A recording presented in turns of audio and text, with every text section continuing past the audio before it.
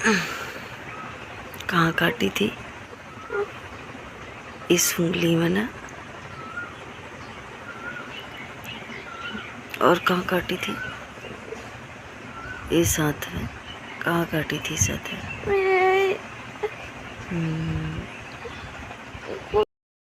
Hello friends, good morning. तो आप लोग कैसे हैं? आई होप आप लोग बहुत अच्छे होंगे। मैं हूं ब्लॉगर सुहाना शुक्ला और आपका मेरे चैनल पर स्वागत है। तो श्रेया के लिए मैंने अभी चाय बना के दी है। नहीं, चाय नहीं, ये कॉफ़ी है। क्योंकि ना मैंने अपने लिए चाय बनाई है और श्रेया के लिए ये देखो। तो ये श्रेया के लिए है कॉफ़ी। और मालूम है श्रेया के हाथ में बहुत स्वेलिंग है, आप लोग देख सकते हो। दिखा ना बेटा, ये देखो। हाँ भाई, नहीं पकड़ रही हूँ, इतनी स्वेलिंग है। इस हाथ में भी काटी है और यहाँ पर भी काटी है, तो आप देख सकते हो सूजा है ना। स्वेलिंग बहुत है, दोनों हाथों में काटा हुआ है। येगी और आज कोई भी काम नहीं करेगी। आज क्या, जब तक इसकी तकलीफ दूर नहीं होगी ना तब तक मैं कोई भी काम नहीं करवाऊंगी, ठीक है? अच्छा, श्रेया से आटा गुथवाते थे ना, तो श्रेया देखो। श्रेया आप खुश हो? काम नहीं करना होगा। कल श्रेया ने बहुत मदद करवाई, जब छत डल रही थी ना, लेंटर डल रहा था, तो बहुत मदद करवाई है सच में।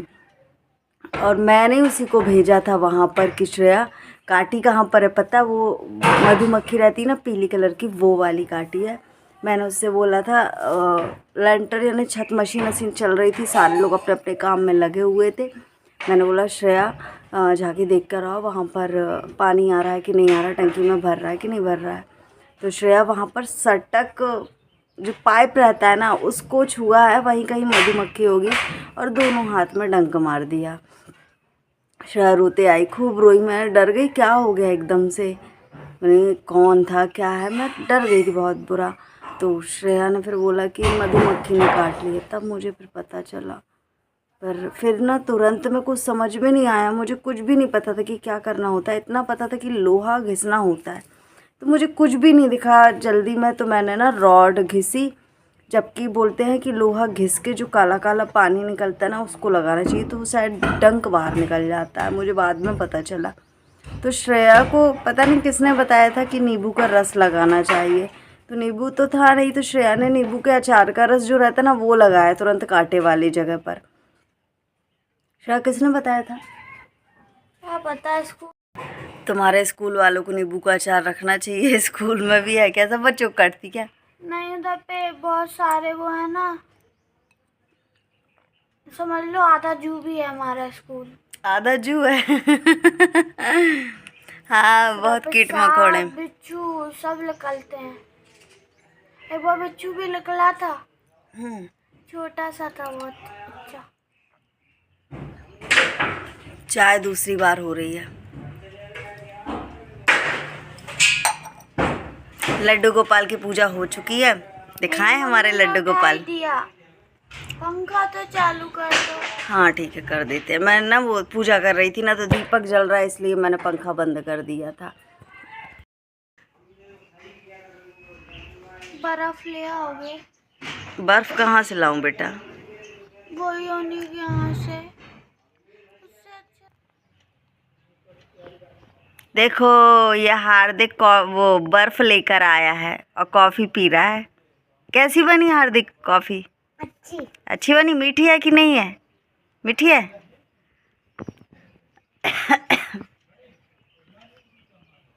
श्रेया सिकाई करेगी अब बर्फ से। तो यहाँ पर देख सकते हो साइड में जो कुम्हार का घर है, उन्होंने ना मिट्टी दी हुई थी कि ये वाली मिट्टी लगा लो तो श्रेया के हाथों में ना ठंडक मिलेगी। श्रेया की तकलीफ़ किसी से ना देखी गई, क्योंकि श्रेया बहुत तकलीफ़ में थी, उसको ना खुजली हो रही थी दोनों हाथों में। मैंने बना ली है चाय। तो यहाँ पर मैंने चाय बनाई हुई है, वो भैया लोग जो काम कर रहे हैं उनके लिए। चाय को छान के और देने जाऊंगी ऊपर, भैया लोग जो काम कर रहे हैं। श्रेया की आज छुट्टी है, कोई भी काम नहीं करना है श्रेया को। श्रेया तारक मेहता देख रही है शायद, है ना श्रेया?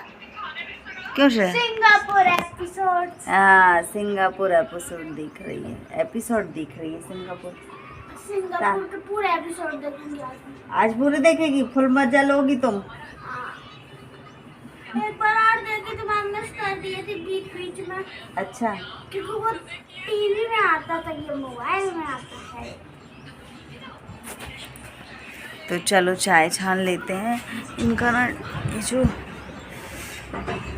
ये मैंने मंगवा लिए थे मालूम है लोगों की चाय के लिए। इन लोगों की कितनी गंदी कंडीशन दिख रही है। चाय छान लेते हैं इसमें, इसमें। तो जहाँ पर मैं रह रही हूँ ना, तो वहाँ पर ना थोड़ी सी जगह में मैंने सब कुछ एडजस्ट किया हुआ है। तो मुझे ना बहुत घबराहट हो रही है कि कब जल्दी से मैं अपने घर पर जाऊँगी। जैसे से इतनी सी जगह में इतना सारा सामान रखना, और मेरा ना अब जो गला है ना वो चौक है, यानी कि गले में बहुत दर्द है, प्रॉब्लम हो रही है। तो जैसे भी वॉइस ओवर है प्लीज़ माइंड मत करना, थोड़ा सा टाइम दीजिए, अच्छा वॉइस ओवर करूँगी मैं। और यहाँ पर ये भैया लोग ना ये पानी को रोकने के लिए जो क्यारियाँ बनाते, क्यारी नहीं मेड़ बोलते हैं ना, तो वही ईंट से बना रहे हैं। मुझे नहीं पता क्या बोलते हैं, पर मैंने बोल दिया मेड़ ही बोलते हैं ना शायद। तो वही बना रहे हैं जिसमें पानी रुका रहेगा। सब लोग कह रहे हैं कि यहाँ पर ना एक जो फटा सा एक जूता होता है, गंदा सा, वो जूता टांग दो, या फिर एक काला मटका या मटकी रहती है वो टांग दो, जिससे कि ना नज़र न लगेगी तुम्हारे छत को। तो मैं अब व्यवस्था करूँगी काले फटे जूते की। यहाँ मैंने एक मटका लिया हुआ था, तो आप लोग देख सकते हो। इसको फर्स्ट बार ऐसे ही धो धा कर भरना होता है। तो मैं मटके का पानी हो ना ही फ्रिज का पानी मैं बिल्कुल नहीं पीती हूँ, क्योंकि मुझे कोल्ड हो जाता है। हाँ, फ्रिज की पेप्सी कोल्ड ड्रिंक्स वगैरह पी लेती हूँ, उससे नुकसान नहीं होता है। बट मुझे ना ये पानी मटके का हो या फ्रिज का हो, तो मैं बहुत दूर रहती हूँ इन सब के पानी से, सिर्फ गगरे का पीती हूँ। श्रेया को ना भूख लगी है बहुत जोर की। नल आ गए, नल बंद करके आ जाऊँ मैं। बर्तन भी धोने हैं मुझे, इकट्ठे करके रखे हैं, एडिटिंग भी करनी है अभी। और श्रेया को बहुत ज़ोर की भूख लगी है, तो हमने बोला जल्दी में क्या बनेगा, सब्जी अभी है नहीं है, शाम को मार्केट है तो शाम को जाएंगे। 2 दिन मार्केट लगता है। तो मैंने यहाँ पर ना प्याज और टमाटर कट करके रखे हैं, बताती हूँ। तो मुझे कुछ समझ में नहीं आया कि जल्दबाजी में क्या बनेगा, तो मैंने प्याज टमाटर और एक मिर्च कट कर ली है, और मैं ऐसी ही चटनी बना दूँगी जैसे कि यानी कि श्रेया खा लेगी इसमें। और श्रेया को ये टिफिन में रखती थी मैं, तो श्रेया को अच्छी लगती है ये वाली चटनी। तो यहाँ पर टमाटर प्याज और मिर्च को मैंने इकट्ठा, सारी कुछ इकट्ठा मैंने डाल दिया है। अब इसको कुछ देर पकने देंगे, फिर बाद में मसाला ऐड करेंगे इसमें।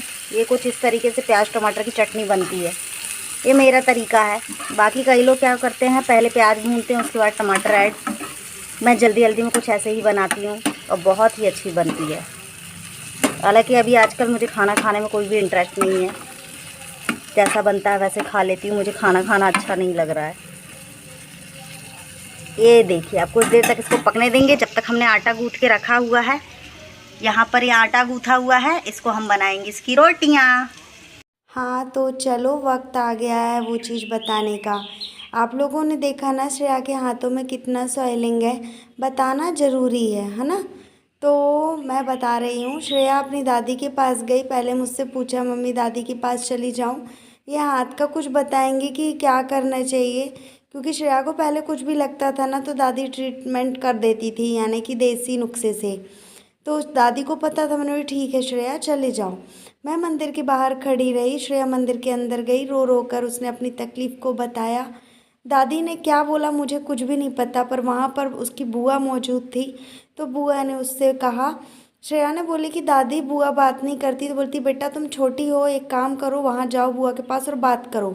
श्रेया जब बुआ के पास गई तो बुआ ने दूर से ही हाथ जोड़ ली और आगे की तरफ बढ़ते हुए कहा। श्रेया पीछे की तरफ हटती गई और बुआ कहते गई कि दोबारा मुझसे बात मत करना, तुम्हारा मेरा रिश्ता कोई नहीं है, अपनी मम्मी को बाहर खड़ा करके और यहाँ पर रिश्तेदारी निभाने आई हो। तो इस तरीके से उसकी बुआ ने उससे बोला, है ना। और ये बुआ जो है वो छोटी बुआ है, उसने कहा है ऐसा। तो अच्छा है, कोई बात नहीं बहन, हमारी बेटी के साथ तुम ऐसा कर रही हो, वो बिना बाप के बेटी है ना, कोई बात नहीं। तुम इससे श्रेया का निरादर नहीं कर रही हो, ये तुम अपने भाई का निरादर कर रही हो। जिस भाई को तुमने खोया है ना, वैसे तो मुझे पता है उसका कोई तुम्हें गम नहीं है, क्योंकि तुम वैसे भी पैसे खा के बैठी हुई हो उसके हिस्से के और उसकी बेटी के हिस्से के। तुम्हारे इस बर्ताव से हमारी बेटी के ऊपर क्या गुजरी है वो वही जानती और मैं जानती हूँ। तुमने तो कह दिया, वो बेचारी डर गई और रोने लगी, रो रो कर बस यही एक बात कहने लगी कि मम्मी मेरी क्या गलती है, मेरे पापा जी चले गए तो, बुआ दादी दादा ये मुझसे दूर क्यों हो गए। मैं तो अपना मान गई, तुम लोगों को जान गई कि तुम लोग किस तरीके से हो, बट वो बेटी नहीं समझ पा रही है। कितना मैंने समझाया कि बेटी श्रेया अब दादा दादी तेरे नहीं हैं, अब बुआ बुआ कुछ भी नहीं है, पर वो नहीं समझ रही है। क्या करें, तुम लोगों ने ऐसा झूठा प्यार करके रखा था जो पहले दिया था, आखिर तुम लोग उसको प्यार दे देते तो क्या बिगड़ जाता। पर कोई बात नहीं, वो लड़की को मैं समझा लूँगी, यानी कि मैं श्रेया को समझा लूँगी, पर तुम लोगों को ना उसके आंसुओं को कीमत ज़रूर चुकानी पड़ेगी। क्योंकि जो बच्ची रो रही है, सोच रही है कि मेरे पहले कितने अच्छे दिन थे, सबका प्यार मिलता था, आज वो उस प्यार से वंचित है। पर कोई बात नहीं, तुम लोगों के बिना प्यार के भी मैं उसको पाल पोस लूँगी, बड़ा कर लूँगी और अच्छे संस्कार ही दूँगी, है ना। अच्छा किया तुम लोगों ने, बस मैं यही कहूँगी।